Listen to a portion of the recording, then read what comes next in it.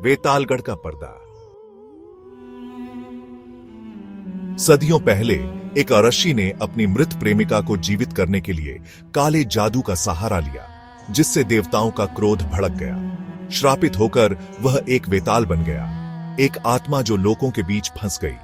उसे श्मशान भूमि से बांध दिया गया, जहां वह हमेशा बदले की भूख और मांस की प्यास से जलता रहता है। अर्जुन मल्होत्रा, एक संशयवादी पत्रकार, अपनी पैतृक गांव वेतालगढ़ लौटता है जब उसकी दूर की दादी की रहस्यमय मौत हो जाती है। गांव वाले उसे चुपचाप देखते हैं। उनके दरवाजों पर हल्दी और लोहे की कीलें लगी होती हैं, अदृश्य से बचाव के लिए। गांव के पुजारी धीरेन कहानी सुनाते हैं। हर मानसून में वेताल जागता है और उसकी उपस्थिति सड़े हुए गेंदे के फूलों की दुर्गंध और कीचड़ में उल्टे पैरों के निशान से पहचानी जाती है। अर्जुन इसे अंधविश्वास समझकर नजरअंदाज कर देता है, लेकिन उसी रात बारिश के बीच एक गंभीर गुर्राहट सुनाई देती है। उसकी खिड़की के बाहर एक छाया नीम के पेड़ से चिपकी हुई है, अंग टेढ़े मेढ़े, आंखें अंगारों की तरह जलती हुई।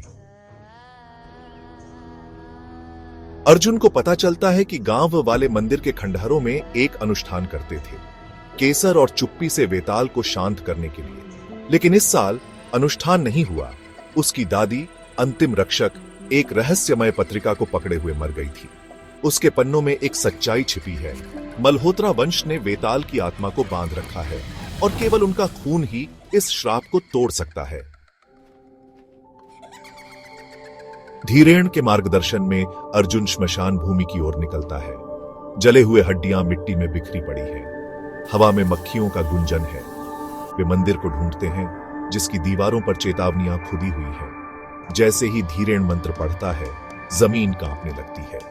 एक कंकाल का हाथ चिता से निकलता है और उसके पीछे एक आकृति, दुबला, त्वचा हड्डियों पर छड़ी हुई, पैर पीछे की ओर मुड़े हुए। वेताल अपना सिर झुकाता है और वेताल अर्जुन को उसकी दादी की आवाज में चिढ़ाता है। वह झपटता है, लेकिन धीरेन एक ताबीज फेंक कर उसे बचा लेता है। गांव लौटकर वे लड़ाई की तैयारी करते हैं। वेताल की हंसी तूफान में गूंजती है। सुबह होते ही खून से सूखे शव मिलते हैं। अर्जुन समझ जाता है वह अपने बंधन से मुक्त होने के लिए एक शरीर की तलाश में है। मंदिर के केंद्र में अर्जुन वेताल का सामना करता है। वह एक क्रूर विकल्प देता है, खुद को बलिदान करके आत्मा को बांध दो या गांव को उसके हवाले कर दो। अपनी दादी की पत्रिका को याद करते हुए अर्जुन एक छिपे हुए कलश को तोड़ देता है। अर्शी की राख।